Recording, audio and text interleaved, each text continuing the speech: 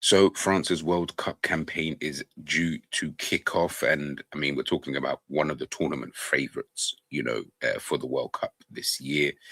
I mean, we say this all the time with France. If I'm being super honest with you, I mean they've just got an absolute wealth of players, absolute wealth of players. I mean, look at the players that they've been able to kind of call up. I mean, the attack, we'll get to that in a minute, but the defense, you're talking about the Hernandez brothers, your Kanate, Kunde, Saliba, Upamecano, Lacroix, midfield. You've still got Kante making squads. Rabiot, don't know how he does. Chouameni, Camavinga would have made it had he not been injured. I mean, we're talking about Camavinga not making it, and the midfield still looks strong. Zaire, Emery, Kone in there, and then the attack, as I mentioned before, is ridiculous. No team in the entire tournament, and I can't even think of many teams in the world, if any, have this depth of an attack. Akliouche, Barcola, Cherky, and I doubt they even start. Dembele, Ballon d'Or. Doué, two-time UCL winner. Mateta, Conference League winner. Mbappe, Elise, Thuram. Come on, man. We're talking about an absolute wealth of players. And I think when we're talking about the strength of an international team, when you're talking about, going far in tournaments and being able to swap players in, I think it's so key to be able to do that, because you don't want to disrupt, if you can pick your best 11 every single time, no problem. France might even just have a problem with trying to figure that out. That might even come later on, in the tournament. So it's going to be interesting, to kind of see how Didier Deschamps kind of manages that. But listen, he's already won the World Cup with France as a player and as a manager, so he knows exactly what he needs to do. Senegal, Iraq, and Norway stand in their way for topping the group again. I believe it will be between. The thing is, I think is it three obviously go through third place. I think is like the best third place teams kind of go through. So I think Senegal might actually cause them more problems than people would want you to think. I do definitely think that Norway, and obviously Norway have obviously got Erling Haaland, Martin Erdegaard in the team. We can talk about the weaknesses behind France's team and where they could potentially get hurt, kind of thing. But again, they could potentially cause them problems. But listen, you're the best team in terms of just as a squad. You have the best squad, and no one even comes close. So really and truly, I think it should be plain sailing. But listen, we've seen good France teams get knocked out of tournaments before in yesteryear. So is this going to be another time like that? I don't know, but we'll have to, of course, wait and see. Looking at their key players, I mean, you could have really have just named their starting 11. If I'm being 100% honest with you, Michael Elise, coming off an absolutely fantastic, season, with don't know why it's got Premier League in it. It should be, it should be Bundesliga, but coming off a fantastic season with Bayern Munich, absolutely top player, one of the best players in world football, not just in his own position, but just in a general sense. He's been immense, absolutely immense this season, and I think he's going to play a very, very vital role, I believe, anyway, especially because you can see here I've put he's, right wing and then attacking midfield. I think it's going to come down to where he's going to kind of, would I say, fit on the, in the team, in itself. You can see I've got him here in that kind of attacking midfield position, kind of playing behind the striker. He can do that role. But if they need to swap it over, for example, if Ousmane Dembele needs to come in that position, they can kind of do that. And I think kind of trying to create that triangle between Dembele, Mbappe, and Elise, I think is going to be quite key for France to be able to progress, in this tournament. But the fact that they can, in the entire, kind of attack, can all rotate, yeah, I think that in itself is going to, cause major problems. But obviously we'd have to wait and see. Next up, obviously, Kylian Mbappe. What more do we need to say? He's the talisman in the team. I think it's going to be interesting to see what type of role that he plays. We know what type of player he is. We know what he can do well, which is put the ball in the back of the net consistently. He's done it at tournaments. He's won a tournament. He's such a weird player when I think about Kylian Mbappe, because one of the best players in the world, but it's almost like he doesn't fit what's going on. It's weird. It's so weird with him. It's like he doesn't fit the teams that he's in, but he's easily the best player or one of the best players in this team. He's probably the best player in the team. But he just doesn't fit inside. I almost feel like if you didn't have him in, you'd, I don't know, it's weird. It's weird. It's like a weird kind of conundrum. I think that France and Real Madrid, currently have is how do you get the best for the team with Kylian Mbappe in there? Because he is one of the best players in the world, that you'd rather have him in there. But having him in there, as PSG found out, having him in there is Real Madrid before Mbappe won the Champions League.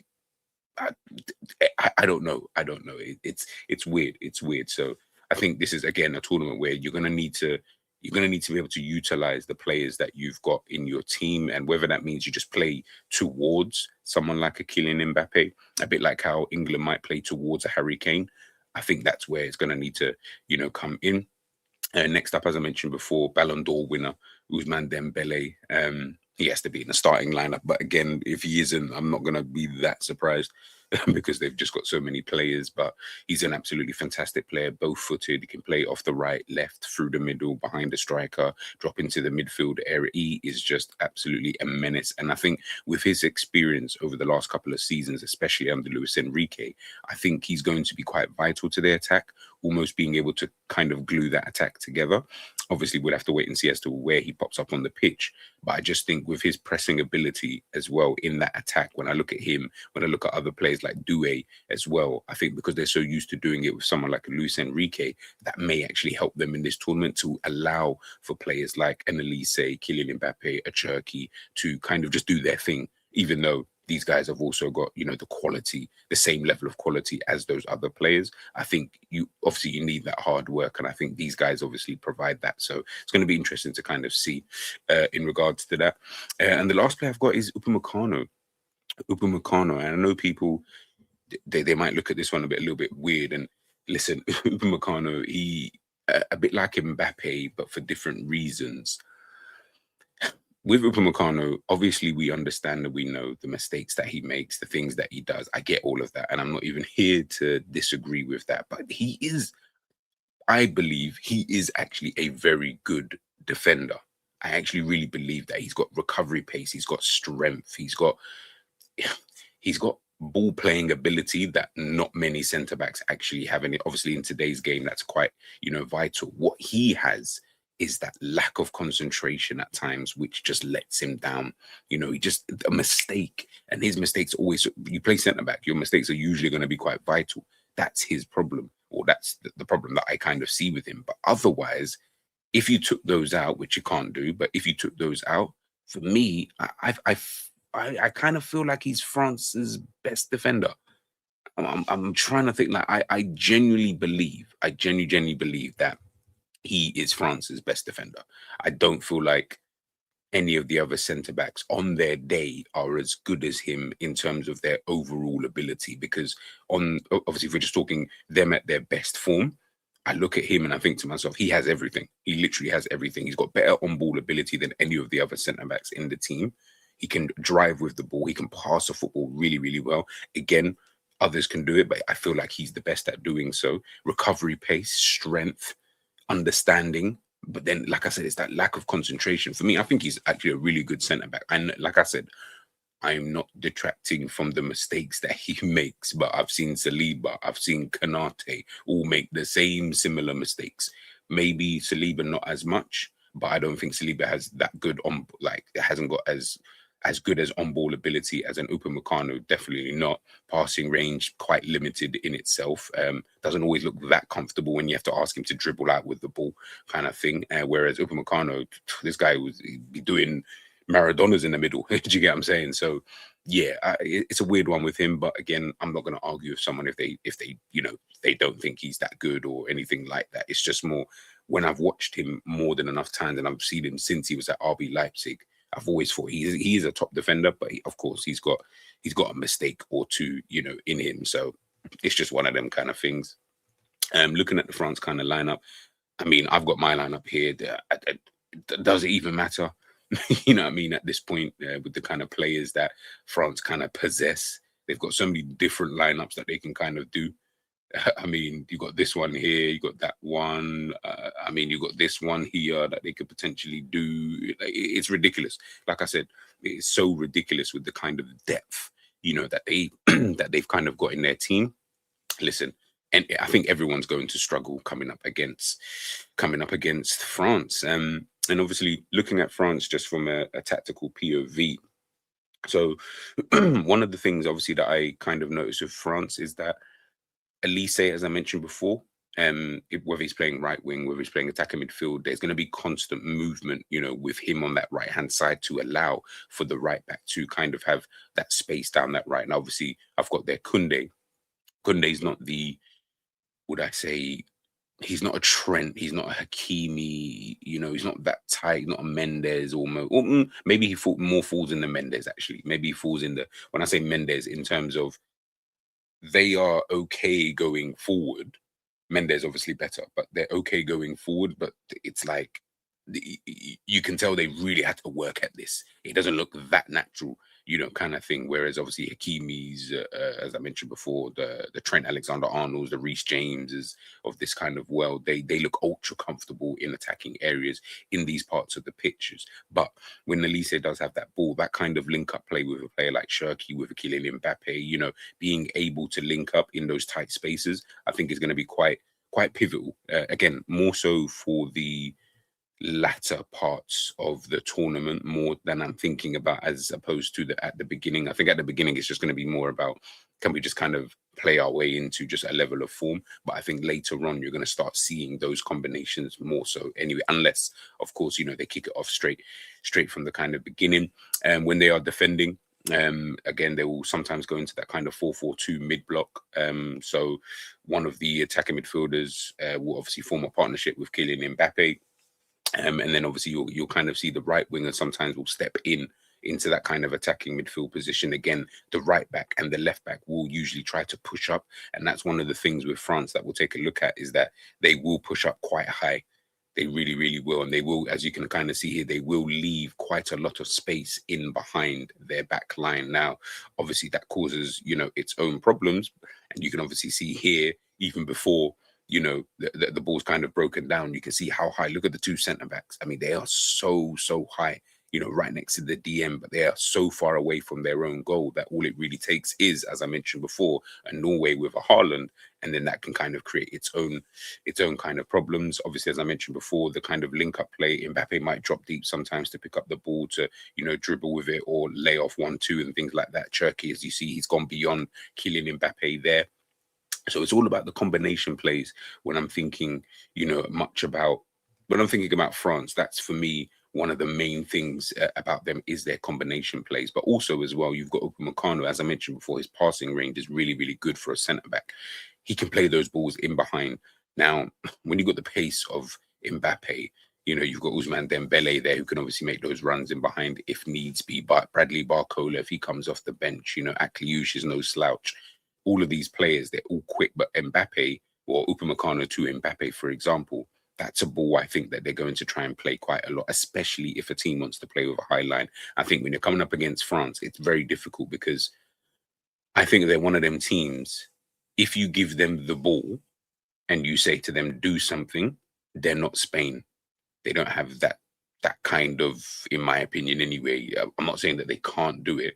It's just a lot more difficult for them to be able to fashion up chances because they're more of a physical team. They're more on the matchups, kind of thing. We can beat you 1v1 and, we can win our battles, we can win our duels and things like that. And obviously we've got that extra bit of quality, over these other teams. So pace obviously being one of them. They can play those balls in behind. But if you maybe drop a bit deeper, I think you'll cause France a few more problems than you would actually like to believe. When you're looking at when they have the ball, especially from like goal kicks and things like that, you can see how deep obviously the team is in this position here. You can see the right winger in the shot there. He's obviously come infield to almost form like a box midfield, in there, especially obviously the ball being kicked over to that left-hand side. One thing I did actually notice, which may actually change the starting lineup with France, is that they like having Marcus Thuram out there on the left-hand side, almost acting like a target man. If you guys remember Mandzukic it's almost like having that target man over on that left hand side who can then combine quite well with the striker, obviously Kylian, Mbappe, but also, drop the ball off deep to one of the central midfielders or the attacking midfielder to then play from there. It's something that I kind of noticed. So again, I'm not going to be surprised if he starts off the tournament, especially maybe against a Senegal, quite a physical, pacey kind of team. Now, not saying that Marcus Thuram has the pace, but he's got the strengths most certainly to go up against a team like Senegal. Just at the beginning, and then of course later on in the game, you can then start introducing, tired legs. Bradley Barcola against those tired legs is going to be problematic. But that is something that I did notice quite a bit. Is France do like playing that ball down, to that kind of left hand side. So if you look at it here, for example, if the ball's here with a Saliba or Meccano, let's just pretend that this is the ball's obviously been pinged, all the way over here to that left hand side. It's always about winning these kind of battles and then getting players, relatively close in and around them. Or if you can get that flick on, into these positions here, drag that centre back out, and then you've got the space for someone like a Ousmane Dembele to be able to, kind of run into, or an Elise to be able to run into. It was just something that just something that I noticed, if I'm being totally honest with you, something that I kind of saw, with France. So again, look out for that, in the tournament. Whether they do it, of course, it remains to be seen. But yeah, I think, as I mentioned before, it's just more about the combinations of France. To be honest with you, I think they really do combine well. They can play in those tight spaces. Doué, Dramini, Dembele, Elise, Mbappe. They really do like to defend. In those kind of, or attack, should I say, in those. In those spaces. And as I mentioned before about the weaknesses, again, for me, I think their major weakness is in behind. It really is in behind their back line. Now, on the right-hand side, depending on who they play, so if they didn't go with Saliba and maybe went with Konate, it's going to be more difficult. I will definitely say that. Whereas with Digne and even Hernandez, to be honest with you, and Upamecano, you may potentially get that joy, but I think it's more, obviously, more to do with the fact that I feel down this left-hand side, what usually ends up happening is Digne likes to push up quite a bit. He will push up quite a bit. Let's move that there. So once he pushes up, and if the opposition got the ball here, it leaves a massive gap for that ball to kind of go, in behind, which then means you're going to have to start dragging, Upamecano into areas that, I'm not saying he's uncomfortable, but areas that he may not necessarily want, to actually be in. And I think that's where you can get quite a bit of joy, in my personal opinion, from a team, like France. As we saw before, players obviously trying to run and get back. And listen, France are very physical, very physical, and they're very good at getting themselves back into position. But it is an area that I'm looking at, and I'm thinking, if you can exploit Norway, Erling Haaland, it comes to mind straight away. If you can exploit that, that's where I'm looking at them. I'm looking even at a team like England. You've got pace on the wings, so you could exploit it potentially. You'd have to start like half cheating more than anything else, but it's an area. It's definitely an area. But listen, when we're talking about France, when we're talking about the depth of their team and how good I think they really are, I'm not going to be surprised if they make it to the final. In fact, I'm just not going to be surprised if they win the entire tournament. They do have the best squad, in my personal opinion. Whether they can do it is going to be, really the big question. But let's wait and see. Let's wait and see, man. Let me know your thoughts in the comment section. How far do you think France can go in this tournament? Do you think they will make it to the final? Do you think that they'll win? Or do you think that they will flatter to deceive? Let me know your thoughts in the comment section, people. And I'll catch you guys soon. Boom.